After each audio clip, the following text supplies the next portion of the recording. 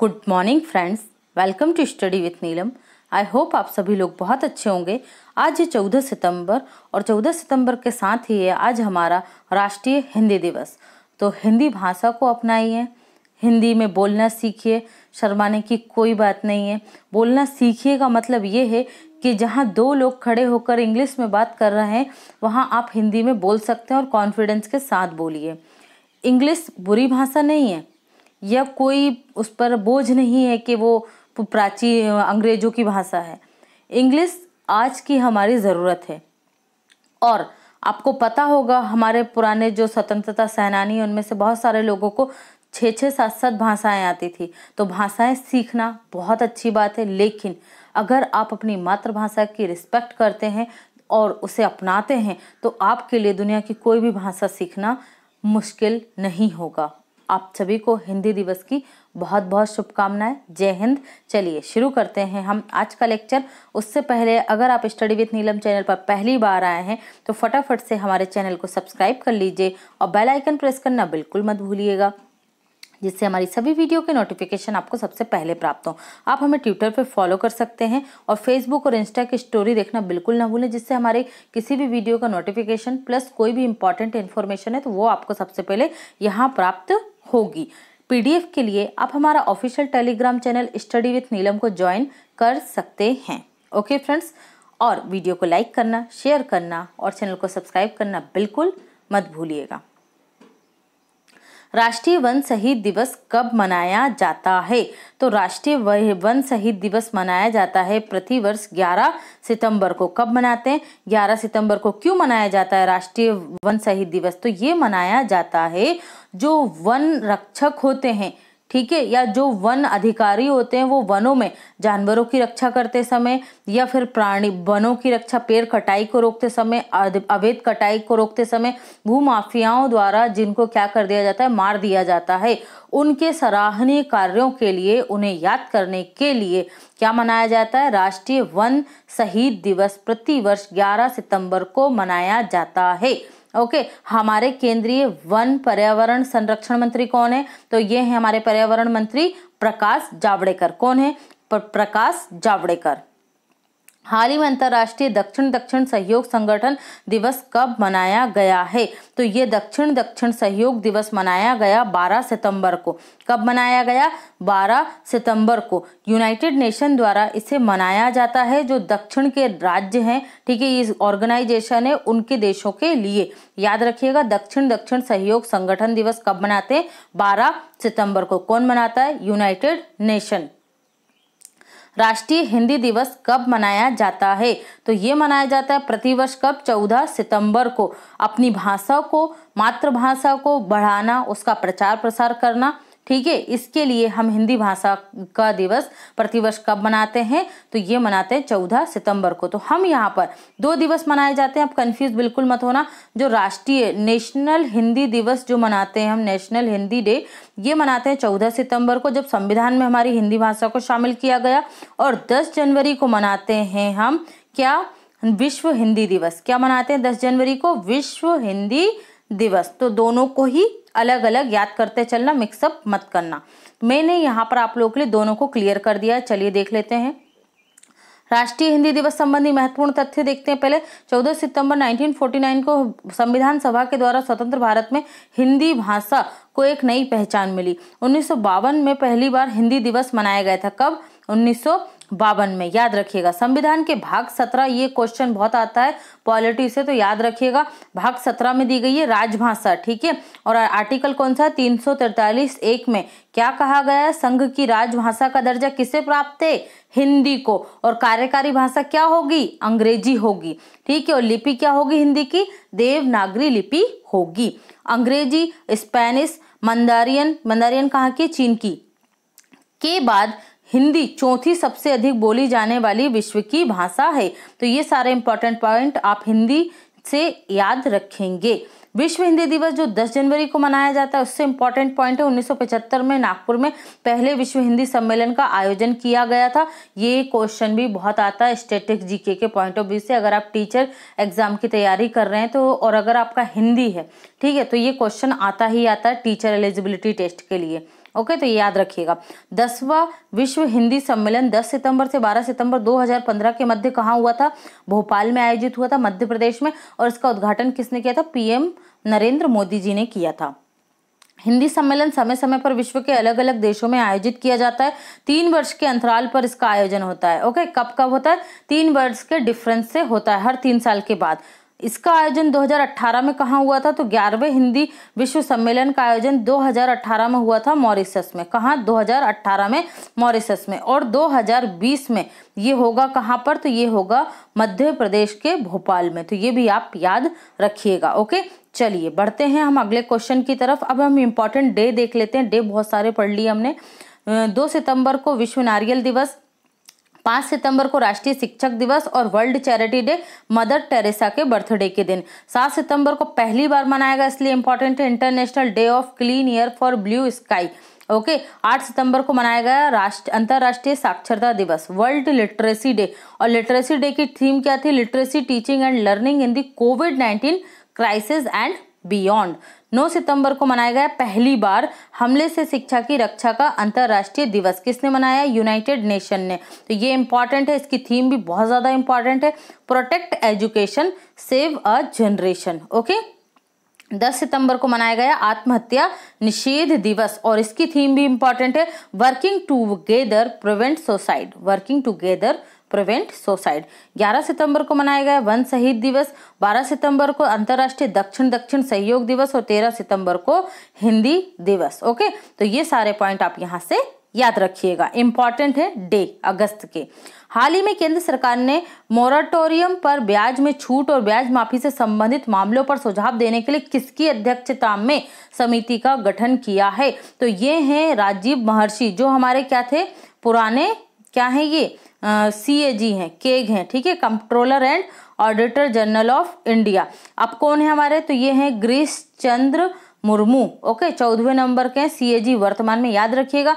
और राजीव महर्षि की अध्यक्षता में इस समिति का गठन किया गया है। इसमें 2 अन्य सदस्य भी हैं, तो वो कौन कौन है? रविंद्र H ढोलकिया और D श्रीराम। तो आप तीनों ही व्यक्ति को याद रखिएगा। समिति जितनी भी कम गठित हो रही है अभी समिति, लेकिन जो जो गठित हो रही हैं वो बहुत ज्यादा इंपॉर्टेंट है। समिति से एक क्वेश्चन जरूर आता है, तो याद करते हुए चलिएगा। नेक्स्ट देखते हैं। हाल ही में भारत में वर्ष 2022 तक नवीकरणीय रिन्यूएबल एनर्जी ऊर्जा क्षमता 134 गीगावाट से बढ़ाकर कितनी करने का लक्ष्य रखा गया है? देखिए, मैंने आप लोगों को बताया था कि ऑनलाइन सोलर अलायंस ऑर्गेनाइजेशन जो है उसका पहली बार क्या किया गया? सम्मेलन का आयोजन किया गया। उसकी अध्यक्षता किसने की थी? इंटरनेशनल सोलर ऑर्गेनाइजेशन ने ही की थी, ठीक है। तो उसमें भारत के जो प्रधानमंत्री वो प्रत्यक्ष रूप से नहीं हो पाए थे, क्योंकि ये मीटिंग क्या हुई थी? वर्चुअली हुई थी। तो इसमें उनके द्वारा दिए गए जो खत थे उसको पढ़ा गया था। तो उसी में ये बताया गया है कि वर्ष 2022 तक भारत रिन्यूएबल एनर्जी की जो भी उसकी वर्तमान क्षमता है, ठीक है, जो वर्तमान उसका क्षमता है वो कितनी? 134 गीगावाट है। तो इसे 2022 तक बढ़ाकर भारत कितना कर लेगा? 220 गीगावाट। बहुत ज्यादा इंपॉर्टेंट है, याद रखिएगा। ये देखा था आपने, one world one sun one grid. इसमें क्या था? देखिए, इसको मैं आपको थोड़ा सा टाइम लूंगी, समझा देती हूँ। यहाँ पर पूरा विश्व है, विश्व में कहीं ना कहीं तो सूर्य का उदय होता ही है, अगर कहीं अस्त हो रहा है तो ओके, तो क्या होगा? जो कर्क रेखा और मकर रेखा के आसपास के देश हैं, ओके, उन सभी को क्या करना? मतलब एक ग्रिड से जोड़ना वर्ल्ड लेवल पर, और उनसे क्या करना? सौर ऊर्जा बिजली उत्पादन के लिए उन्हें प्रोत्साहित करना, फंड प्रोवाइड करना, जिससे क्या हो सके, अगर एक देश में सूर्यास्त हो रहा है, ठीक है, तो बाकी के जो दूसरा देश है वहां से क्या किया जा सके? सौर ऊर्जा को उत्पन्न किया जा सके, उसका उत्पादन किया जा सके। इसलिए ये one world one sun one grid योजना लाई गई है। तो ये भी आप याद रखिएगा। हाल ही में यूनिसेफ ने निम्न में से किसे बाल अधिकार अभियान का सेलिब्रिटी एडवोकेट बनाया है? तो इसका राइट आंसर होगा किसे? ये हैं आयुष्मान खुराना को, ठीक है। ये जो अभियान है फॉर एवरी चाइल्ड, इस अभियान के लिए आयुष्मान खुराना को बनाया गया है ब्रांड एम्बेसडर। किसके लिए? यूनिसेफ इंडिया के लिए। किसके लिए? यूनिसेफ इंडिया के लिए। तो जो आयुष्मान खुराना है ये भारत में बच्चों के खिलाफ होने वाली हिंसा के लिए काम करेंगे और यूनिसेफ के कार्यों का समर्थन करेंगे, ठीक है। इससे पहले जो डेविड बेकम थे, पूर्व फुटबॉलर स्टार, उनके साथ मिलकर भी क्या करेंगे, ये काम करेंगे। कौन? आयुष्मान खुराना। अदर ऑप्शन देख लेते हैं। कियारा आडवाणी, इन्हें अभी हाल ही में मिंत्रा का क्या बनाया गया, ब्रांड एम्बेसडर बनाया गया था। Dia Mirza, UNEP, United Nation Environmental Programme, headquarter मिलेगा आपको नैरोबी केन्या में, इसकी ब्रांड एम्बेसडर हैं और इनका कार्यकाल है 2022 तक। ठीक है, इंपॉर्टेंट है, याद रखिएगा। भुवनेश्वर कुमार और स्मृति मंधाना को अभी प्लेयर जपोर्ट का क्या बनाया गया था, ब्रांड एम्बेसडर बनाया गया है, तो ये भी इंपॉर्टेंट है। ठीक है, याद रखिएगा। यहां से देख लेते हैं हम यूनिसेफ को, यूनाइटेड नेशन, ये इंटरनेशनल था, स्पेस नहीं है, United Nation International Children's Emergency Fund. Okay, ये इसका फुल फॉर्म है, फुल फॉर्म भी याद होना चाहिए आपको। और इसकी स्थापना हुई थी 1946 में। हेडक्वार्टर आपको मिलेगा न्यूयॉर्क, अमेरिका में, और इसकी प्रमुख और हेड है कौन, हेनरिटा एच फॉर। हाल ही में निम्न में से किसे US ओपन वुमेन्स सिंगल का टाइटल जीत लिया है? तो राइट आंसर होगा नाओमी ओसाका। कहाँ की है ये? जापान की खिलाड़ी है और इन्होंने यह खिताब जीत लिया है। किसे हराया है? तो ये बेलारूस की विक्टोरिया अजारेंका को हराया है। कहाँ की? विक्टोरिया है जो अजारेंका, बेलारूस की, उन्हें इन्होंने हराया है। नाओमी ओसाका का ये तीसरा ग्रैंड स्लैम है। ग्रैंड स्लैम क्या होता है? देखिए, ग्रैंड स्लैम प्रतियोगिता में 4 प्रतियोगिताएं शामिल होती हैं, Australian open, French open, US open और विंबलडन। ठीक है, इन चारों ही प्रतियोगिता को क्या कहा जाता है? ग्रैंड स्लैम प्रतियोगिताएं कहा जाता है। तो इन्होंने 2018 में जीता था नाओमी ओसाका ने कौन सा? US open. 2019 में इन्होंने जीता था ऑस्ट्रेलियन ओपन और 2020 में इन्होंने फिर से जीता है US ओपन। तो इस तरीके से इनके अभी 3 ग्रैंड स्लैम जीत लिए हैं। तो इन्हें आप याद रखेंगे। किसे? Naomi Osaka. कहाँ से है ये? जापान से है। नोवाक जोकोविच, अभी हमने पढ़ा था फ्रेंच ओपन जो मैच चल रहा था उसी के दौरान, US ओपन मैच के दौरान इन्होंने क्या करा था, जो लाइन जज था उन्हें इनकी बॉल लग गई थी, इस वजह से इन्हें उस मैच से बाहर कर दिया गया है। ठीक है, चलिए नेक्स्ट देख लेते हैं।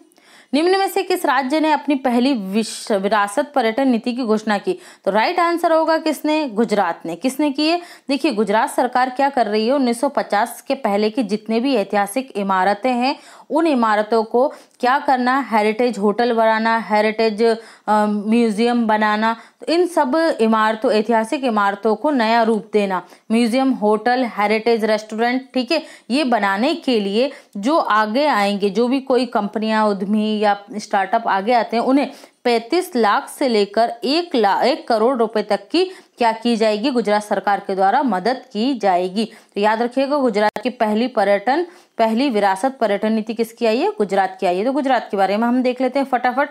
ये रही लोकेशन गुजरात की। पड़ोसी राज्य राजस्थान, मध्य प्रदेश और महाराष्ट्र। सबसे लंबी तटरेखा वाला राज्य भारत का कौन? गुजरात। और अगर दक्षिण भारत का सबसे लंबी तटरेखा वाला राज्य पूछा जाए तो कौन सा है? आंध्र प्रदेश है। राजधानी है इसकी गांधीनगर, और गांधीनगर से कौन है? हमारे गृह मंत्री अमित शाह का लोकसभा क्षेत्र क्या? गांधीनगर। मुख्यमंत्री हैं विजय रूपाणी और गवर्नर है आचार्य देवव्रत, और गुजरात हाईकोर्ट के चीफ जस्टिस हैं विक्रम नाथ। निर्यात तैयारी सूचकांक 2020 नीति आयोग द्वारा जारी किया गया, टॉप पर कौन रहा? तो गुजरात राज्य ही रहा है। सोलर रूफटॉप इंस्टॉलेशन इंडेक्स 2020 में टॉपर कौन रहा? तो ये भी गुजरात राज्य ही रहा था।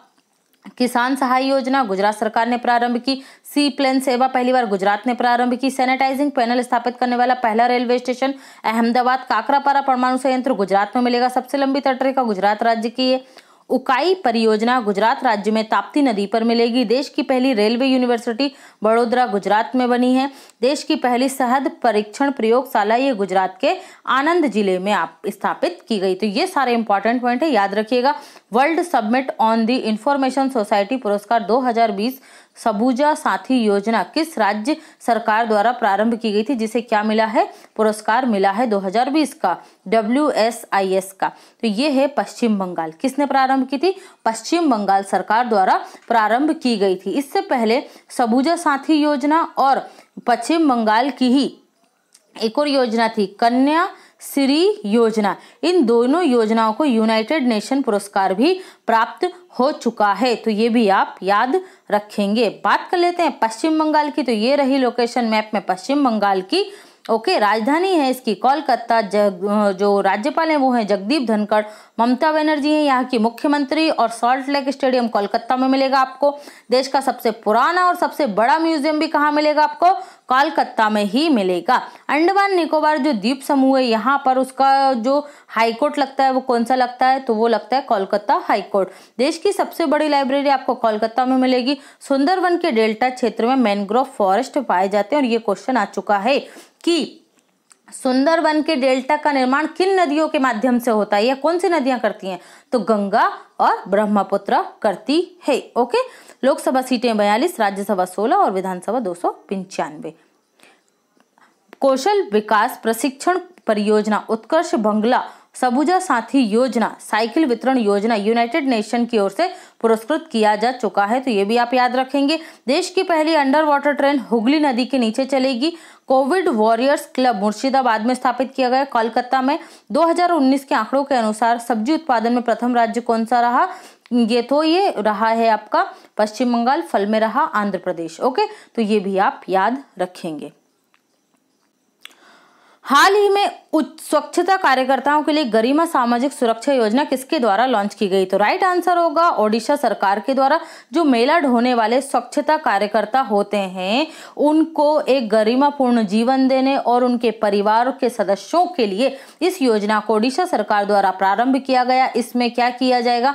उनके लिए एक आयोग का गठन किया जाएगा। जो सदस्य हैं, जैसे महिला आयोग होता है उसी तरीके से क्या होगा? स्वच्छ कार्यकर्ता आयोग होगा और ये ओडिशा के 114 शहरी निकायों में लागू किया जाएगा। किसे? गरिमा योजना को। ठीक है, राज्य स्वच्छता आयोग का गठन किया जाएगा और सेवा स्तर लाभ प्रदान किया जाएगा। जैसी सेवा होगी उसके अनुसार उन्हें क्या दिया जाएगा? आर्थिक लाभ दिया जाएगा, सामाजिक सुरक्षा दी जाएगी उनको भी, कार्यकर्ताओं को और उनके परिवारों को भी। ठीक है, तो ये आप याद रखिएगा। और इनको वित्तीय लाभ, जो मेला ढोने वाले होते हैं, आपको पता है मतलब अभी भी कुछ जगह पर क्या होता है, मानव मल को ढोया जाता है, तो उस चीज के लिए क्या होगा, उसे खत्म करने के लिए उन स्वच्छ कार्यकर्ताओं को, मतलब उनकी आबादी ओडिशा में लगभग 1 लाख है, तो उन्हें इस योजना का लाभ प्रदान किया जाएगा। कार्यकर्ता तो 20,000 हैं, लेकिन उनके जो पूरे लाभार्थी वर्ग को अगर देखा जाए तो वो कितना होगा? 1 लाख होगा। और ये कौन करेगा? ओडिशा सरकार। चलिए, तो ओडिशा की बात कर लेते हैं। ओडिशा के जो सीएम है वो कौन है? नवीन पटनायक है। ये रही लोकेशन किसकी? ओडिशा की। कैपिटल क्या है? भुवनेश्वर है। और भुवनेश्वर में ही खेलो इंडिया यूनिवर्सिटी पंजाब गेमों का आयोजन होता है, जिसमें किसने जीता है? पहले संस्करण में पंजाब यूनिवर्सिटी विजेता रही। और एक और चीज याद रखनी है आपको, जो 2020 के राष्ट्रीय पुरस्कार प्राप्त हुए हैं उसमें भी मौलाना आजाद जो यूनिवर्सिटी ट्रॉफी है वो भी किसको मिली है? यमाका ट्रॉफी, तो वो भी मिली है आपके पंजाब यूनिवर्सिटी को। ओके, दोनों ही इंपॉर्टेंट है, याद रखिएगा। मुख्यमंत्री नवीन पटनायक और इन्होंने इनके फादर के ऊपर एक बुक लिखी है, the adventures of dear devils of democrat. Okay, ये याद रखिएगा। इन्हें पेटा का person of the hero award से सम्मानित किया गया था। किसे? नवीन पटनायक को। और मैंने आपको कल भी बताया था केरल के जो सीएम है, कौन है? एडापट्टी के पलानीस्वामी, उन्हें दिया गया था पॉल हैरिस पुरस्कार। ठीक है, याद रखिएगा। मोहम्मद रफीक ओडिशा हाईकोर्ट के क्या हैं? चीफ जस्टिस हैं। ठीक है, राज्यपाल हैं यहाँ के कौन? गणेशी लाल। ओडिशा के राज्यपाल गणेशी लाल हैं। अमृत योजना जो रैंकिंग आई थी उसमें देश भर में शीर्ष स्थान पर कौन सा राज्य रहा था? ओडिशा राज्य रहा था। इंपॉर्टेंट पॉइंट है। यूनेस्को सुनामी नहीं है, सुनामी है। यूनेस्को सुनामी तैयारी सूचकांक में ओडिशा के 2 गांवों को शामिल किया गया है, तो ये है वेंकट रायपुर गांव और नूलिया शाही गांव। ये दोनों गांव इंपॉर्टेंट है, एग्जाम में आ सकते हैं। लोकसभा 21, राज्यसभा 10 और विधानसभा 147 सीटें यहाँ मिलेंगी। ओके, अब यहाँ पर आप देख रहे होंगे ये लोकेशन, ये क्या है? चिल्का झील है। ठीक है, देश की सबसे बड़ी खारे पानी की झील और लेगून झील कौन सी है? चिल्का झील। ठीक है, लेगून की बात हो रही है यहाँ पर। चलिए बढ़ते हैं अगले क्वेश्चन की तरफ। हाल ही में गृह मंत्रालय ने FCR अधिनियम 2010 के तहत ऐतिहासिक महत्व के स्मारक में से किससे विदेशी चंदा लेने की अनुमति दे दी है? तो राइट आंसर होगा स्वर्ण मंदिर को। देखिए, अब स्वर्ण मंदिर जो प्रबंधन है, ठीक है, उसे क्या मिल गई है अनुमति केंद्र सरकार की तरफ से, गृह मंत्रालय की तरफ से, कि वो विदेशी चंदा ले सकते हैं और इस विदेशी चंदे से जो गरीब जरूरतमंद है उनकी मदद कर सकते हैं, लंगर चला सकते हैं, या स्वर्ण मंदिर की तरफ से कोई भी जो गरीबों के लिए काम करना है वो किया जा सकता है। ओके, तो इसके लिए इस चंदे का यूज हो सकता है। याद रखिएगा किसको, स्वर्ण मंदिर को। हाल ही में WWF की रिपोर्ट के अनुसार 1970 के बाद से प्रजातियों की आबादी में कितने प्रतिशत की औसत गिरावट दर्ज की गई। मतलब क्या हुआ, प्रजातियों की संख्या कम होती जा रही है, प्रजातियां घटती जा रही हैं दिन ब दिन। तो ये है इसका राइट आंसर 68%। 1970 से लेकर 2016 के मध्य प्रजातियों की जो आबादी है उसमें कितने परसेंट की गिरावट दर्ज की गई है, 68% की। बहुत बड़ी गिरावट है। ठीक है, ये किसमें बताया गया है, तो ये बताया गया है लिविंग प्लैनेट रिपोर्ट। तो ये इंपॉर्टेंट हो जाता है यहाँ पर आपके लिए कि लिविंग प्लैनेट रिपोर्ट कौन सा ऑर्गेनाइजेशन रिलीज करता है। यहाँ पर बिल्कुल भी यूनाइटेड नेशन मत लगाना, क्या लगाना है हमको, world wild life fund, world wild life fund. और इसका लोगो क्या है, पांडा है। क्या है, पांडा। तो ये भी आप याद रखेंगे। ठीक है, वर्ल्ड वाइल्ड लाइफ फंड की बात कर लेते हैं हम। लिविंग प्लैनेट रिपोर्ट 2020 के अनुसार 1917 से 2016 के मध्य मछलियों, पक्षियों और स्तनधारियों की आबादी में 68% की गिरावट दर्ज की गई है। स्थापना हुई थी 1961 में। मुख्यालय मिलेगा ग्लैंड, स्विट्जरलैंड में।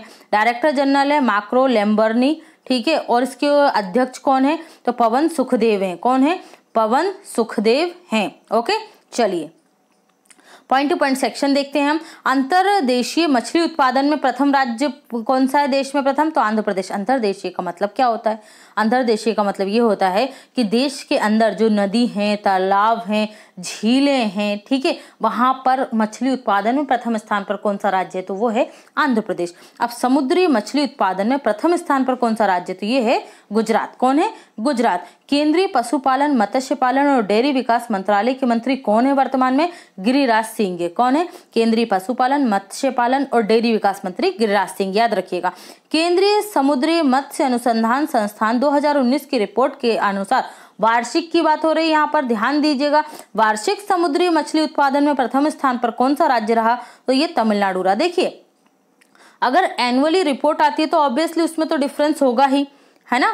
क्यों होगा, क्योंकि भाई कभी किसी वर्ष किसी राज्य ने ज्यादा उत्पादन कर लिया, किसी वर्ष किसी और राज्य ने उत्पादन ज्यादा कर लिया। तो ये 2019 की रिपोर्ट के अनुसार अगर वार्षिक उत्पादन पूछा जाए तो कौन है, तमिलनाडु शीर्ष है। और सर्वाधिक मछली उत्पादन होता किस राज्य में, तो ये गुजरात में होता है। और अंतरदेशीय मछली उत्पादन किस में होता है, तो आंध्र प्रदेश में होता है। कंफ्यूज बिल्कुल मत होना। अमेरिकी एरोस्पेस कंपनी नॉर्थरॉप ग्रुमेन ने सिग्नेस स्पेस क्राफ्ट का नाम किसके नाम पर रखा है, कल्पना चावला के नाम पर रखा है। ये भारत की पहली महिला अंतरिक्ष यात्री है, भारतीय मूल की। ओके, 29 सितंबर 2020 को अंतर्राष्ट्रीय स्पेस स्टेशन में यह सिग्नेस स्पेसक्राफ्ट क्या किया जाएगा, प्रक्षेपित किया जाएगा। कल्पना चावला 16 जनवरी 2003 को अमेरिकी अंतरिक्ष यान कोलंबिया के चालक दल के रूप में पहली भारतीय मूल की महिला थी। ओके, और 1 फरवरी 2003 को अंतरिक्ष से वापस पृथ्वी पर आने पर पृथ्वी के वायुमंडल में प्रवेश करते ही मात्र 16 मिनट पहले उनका अंतरिक्ष यान क्या हो गया, आसमान में ही ध्वस्त हो गया था। हुबली रेलवे स्टेशन का नाम बदलकर क्या किया जाएगा, कर्नाटक सरकार के द्वारा श्री सिद्धरूढ़ा स्वामी रेलवे स्टेशन किया जाएगा। एंटी डेंगू मुहिम 10 हफ्ते 10 बजे 10 मिनट किसने शुरू किया, दिल्ली सरकार ने। 9 सितंबर 2020 को पहली त्रिपक्षीय वार्ता किन देशों के मध्य हुई, भारत, फ्रांस, ऑस्ट्रेलिया। ये क्वेश्चन बनने वाला है आपके एग्जाम में। अगर आप अगले 6 महीने का कोई भी एग्जाम देने वाले हैं तो आपको ये क्वेश्चन देखने को जरूर मिलेगा, इसलिए इसे याद रख लीजिए। क्यों, क्योंकि मैं आपको हर बार बताती हूँ, अगर किसी भी चीज के पीछे, किसी भी क्वेश्चन के पीछे, किसी भी करंट इवेंट के आगे पीछे कहीं भी क्या लग रहा है, पहला पहली लग रहा है, तो वो इंपॉर्टेंट चीख चीख कर बोलता है कि मैं इंपॉर्टेंट हूँ, मुझे याद कर लीजिए। तो आपको करना है। ओके, 27 जुलाई 2020 को राफेल भारत पहुंचे। ठीक है, कब पहुंचे, 27 जुलाई 2020 को। और वायुसेना में औपचारिक रूप से कब शामिल हुए, 10 सितंबर 2020 को शामिल हुए। हाल ही में जारी आंकड़ों के अनुसार सर्वाधिक आत्महत्या किस राज्य में होती है, महाराष्ट्र राज्य में। कितनी, 13.6%। ये किसने दिया आंकड़ा, नेशनल क्राइम रिकॉर्ड ब्यूरो के द्वारा दिया गया, NCRB। 8 सितंबर 2020 को अंतर्राष्ट्रीय सौर गठबंधन का पहला विश्व सौर प्रौद्योगिकी शिखर सम्मेलन वर्चुअली आयोजित किया गया। नवीन और नवीकरणीय ऊर्जा मंत्री कौन है हमारे, RK सिंह है। One world one sun one grid के माध्यम से पूरे विश्व को सबमरीन केबल के माध्यम से जोड़ना है। ओके, भारतीय रेलवे द्वारा waste to energy plant Bhubaneswar Odisha में स्थापित किया गया है। मधुबाबू पेंशन योजना ओडिशा राज्य के किन्नरों को शामिल किया गया है। क्या किया? पहली बार ओडिशा राज्य ने जो ट्रांसजेंडर है उन्हें पेंशन योजना में शामिल किया। एज के अनुसार 800 से लेकर 900 रुपए तक के मध्य की क्या दी जाएगी, उन्हें पेंशन दी जाएगी। सरकारी भूमि की सुरक्षा के लिए स्पेस टेक्नोलॉजी और आर्टिफिशियल इंटेलिजेंस का उपयोग करने वाला देश का पहला राज्य कौन है?